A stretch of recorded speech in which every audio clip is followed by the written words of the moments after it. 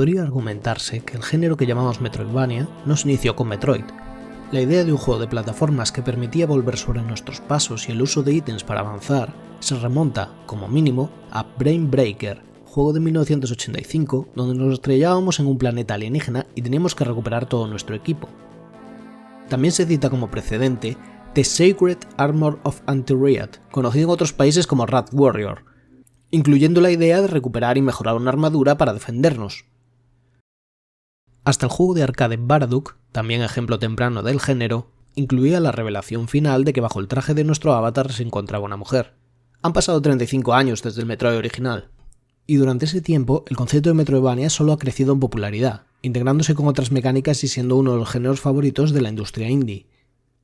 Aún hoy discutimos sobre qué es exactamente un juego inspirado en Metroid, así que en este vídeo vamos a adentrarnos en el juego original, volver a la raíz de todo esto y tratar de resolver algunas de estas cuestiones. Hoy volvemos al planeta Cebes.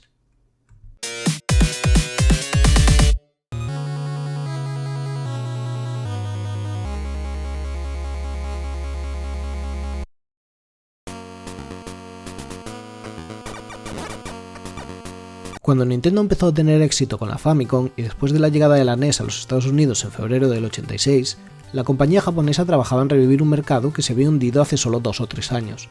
Si las videoconsolas iban a sobrevivir, tendrían que hacerlo aportando algo más que las máquinas arcade, y compitiendo directamente con juegos más sofisticados que se dejaban ver en los cada vez más presentes ordenadores personales. Para justificar la compra de un juego había que subir la apuesta. Un juego de videoconsola tenía que ofrecer más espacio que explorar, más libertad para hacerlo, y un tipo de desafío que llevase un mayor tiempo de completar. Super Mario Bros. Había sido muy ambicioso, tanto en la extensión del juego como en los múltiples secretos que albergaba. Esa apuesta se subía con The Legend of Zelda, donde el principal atractivo era explorar un mapa que, si bien dividido en pantallas y mazmorras individuales, se presentaba como un único mundo continuo y vibrante. Este primer Zelda hacía mucho hincapié en descubrir sus secretos esperando, según Shigeru Miyamoto, que los jugadores intercambiarían consejos entre ellos. El principal método para encontrar lugares secretos suponía hacer uso de las bombas para abrir puertas y agujeros a pantallas sin descubrir. Metroid pretendía continuar esa misma filosofía desde un punto de vista nuevo, no solo en la perspectiva lateral en 2 dimensiones, sino por un mayor enfoque en las plataformas y acción. Con ello, este proyecto presentaba un mundo ininterrumpido y lleno de secretos que se abrían con bombas, además de otros ítems que facilitaban la tarea de exploración. El enfoque fue intencionadamente más adulto para diferenciarse de otros productos de Nintendo, con la influencia de Alien como principal reclamo, y una atmósfera mucho más lúgubre e intranquila.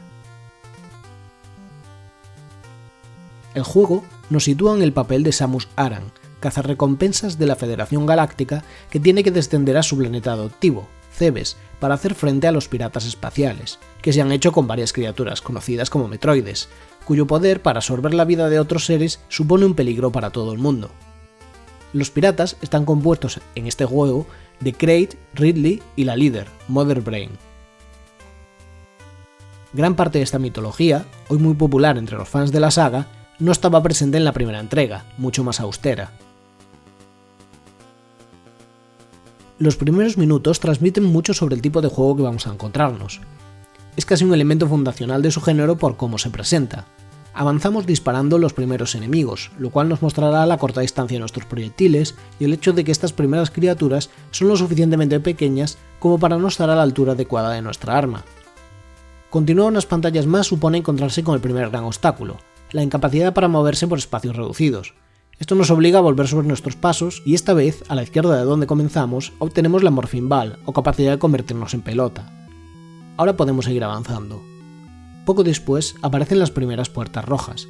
Estas puertas solo se abren disparando un tipo distinto de proyectil, los misiles, que aún no hemos encontrado. Una vez adquirimos los primeros misiles, tendremos acceso a las puertas rojas y con ello a nuestros primeros power-ups, que incluyen Long Beam, que alarga la distancia de nuestros proyectiles, y las bombas, que abren nuevos caminos. También adquiriremos pronto el primer recipiente de energía. Así que pronto entendemos la dinámica del loop principal: avanzar, disparar, abrirse paso entre pantallas, encontrar misiles y energía, encontrar power-ups y habilidades, y todo ello con su buena dosis de backtracking, es decir, volviendo sobre nuestros pasos y recordando dónde hemos dejado zonas sin explorar, para hacer uso de estas nuevas habilidades. Algo que damos por sentado habitualmente en los videojuegos es que cada nueva arma que desbloqueamos supone una mejora frente a la anterior, pero la no linealidad de Metroid tiene un curioso efecto. El Ice Beam, arma imprescindible para acabarse el juego, se encuentra antes que el Wave Beam, arma más poderosa pero sin ninguna eficacia en los Metroides. Es otra forma en la que el juego te indica que no te confíes y explores a conciencia antes de entrar en Tourian, la última zona del juego. Aquí es donde se sitúa lo que hoy entendemos como Metroidvania, la exploración y la investigación del entorno y el uso de nuevas habilidades para desbloquear otras zonas. Podría decirse que un elemento imprescindible de este género es que comunique la necesidad de volver sobre nuestros pasos, no solo la posibilidad, sino el hecho de que sea imprescindible. El sistema de salud es el peor aspecto del juego.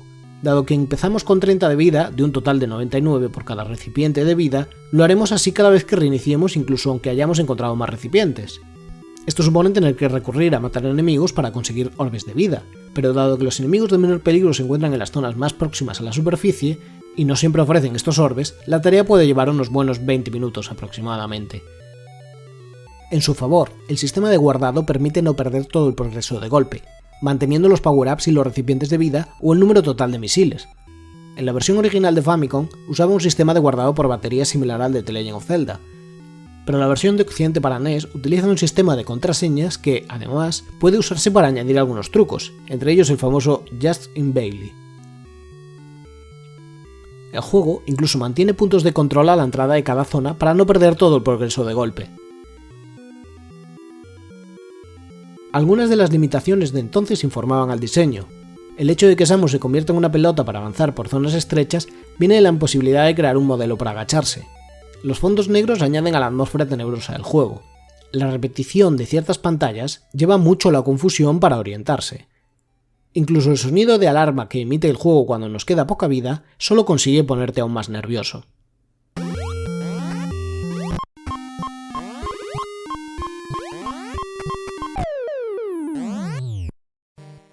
Ciertas secciones, como este mapa vertical de ascenso una vez que hemos derrotado a Kraid, suponen un auténtico dolor de cabeza. Tanto es así que la mayoría de jugadores veteranos recomiendan reiniciar el juego con ayuda del mando del segundo jugador para empezar desde el punto de control con una contraseña y evitar tener que perder el tiempo en el ascenso. Este recipiente de energía, situado justo enfrente de una caída imposible de detectar, transmite mucho mejor la idea de que el diseño de niveles es a veces acertado y socarrón y otras demasiado primitivo. Es curioso que, una vez entramos en Tourian, los famosos Metroides no necesitan ser eliminados.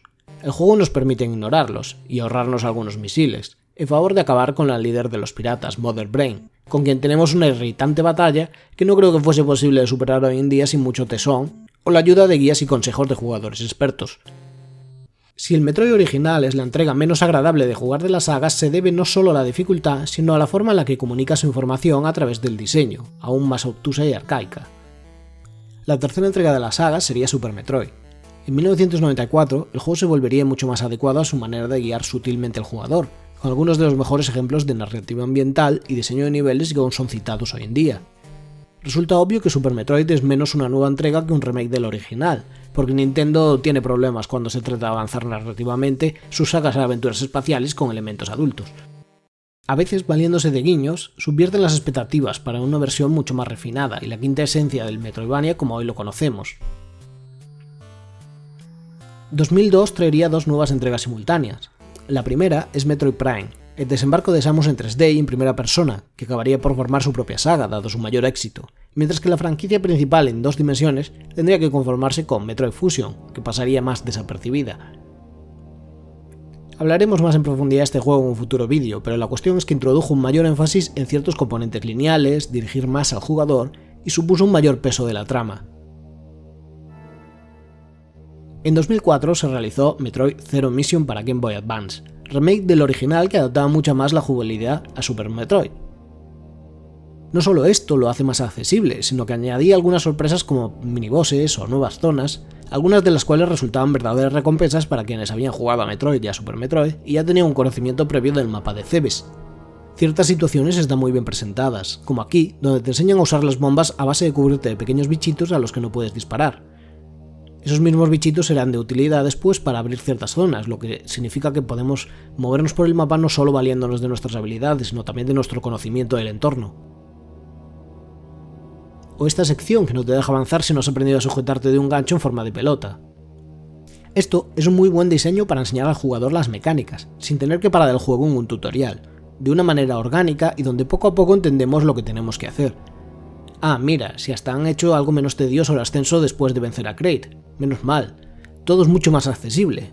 Excepto este misil. Que le jodan a este misil. Y sí, volví a caer en el truco del recipiente de energía delante de una caída a pesar de que había jugado a Metroid el día anterior. Supongo que hay ciertas expectativas en los videojuegos que asumimos una y otra vez, y el juego sabe aprovecharse de ello, reconociendo que la idea original de este mapa era lo suficientemente buena.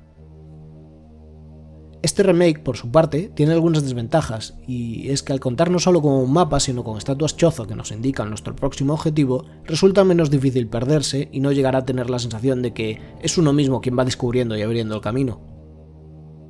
A diferencia de Super Metroid, el juego se interrumpe habitualmente con breves cinemáticas, en teoría para ser más explícitos en la narrativa de esta primera misión de Samus, pero en la práctica nos sacan del ambiente claustrofóbico, aquí más colorista y menos agresivo que en el original, lo cual indica un poco la dirección en la que había ido tomando la franquicia. Con todo, siendo mucho más sencillo y agradable de jugar, con múltiples habilidades nuevas, Zero Mission se hace más breve pero incentiva a rejugar y completar al 100% en sus modos fácil, normal y difícil, ofreciendo imágenes nuevas de Samus como ya es habitual en la saga. Es en este juego donde se origina parte del trasfondo de Samus, así como el famoso traje Zero y un diseño más pin-up del personaje que pervive hasta hoy. Todo esto es añadido en un epílogo, una vez cerrada la trama del juego original. Samus es derribada en su huida y desprendida de su armadura. Debe abrirse paso en una sección de sigilo mucho más lineal que lo visto hasta ahora, pero que me resultó bastante divertida y estimulante, principalmente por el deseo de pasar esta sección sin hacer saltar la alarma. Todo este nuevo mapa remarca otro componente esencial de los Metroidvanias. No se trata solo de explorar y abrirse camino, sino de dominar los espacios, familiarizarse tanto con el entorno como tener las habilidades suficientes para que, una vez que volvemos sobre los mismos mapas, estos sean más fáciles. De la indefensión de Samus sin armadura a arrasar sin dificultad a cualquier pirata espacial que se nos cruce, transmite perfectamente la satisfacción de una curva de dificultad descendente. Nos hemos ganado el poder movernos con mayor libertad y seguridad y ser imparables. El Metroid original supone un reto, algo difícil de dominar pero agradecido cuando se consigue superar por primera vez y uno puede terminarlo de nuevo con menos dificultades. Zero Mission supone casi un juego distinto, una forma más fácil de acercarse a la saga por primera vez, perdiendo por el camino parte de esa atmósfera opresiva y, por supuesto, sin esa fama de pionero, algo incompleto y mejorable pero arriesgado al fin y al cabo. Si uno consigue apreciar cómo se debe este género y a esta saga, y hay muchos motivos para hacerlo, volver a Metroid original puede resultar muy duro, pero es admirable como la primera piedra en un camino que hasta hoy nos ha conducido a muchos mundos diferentes.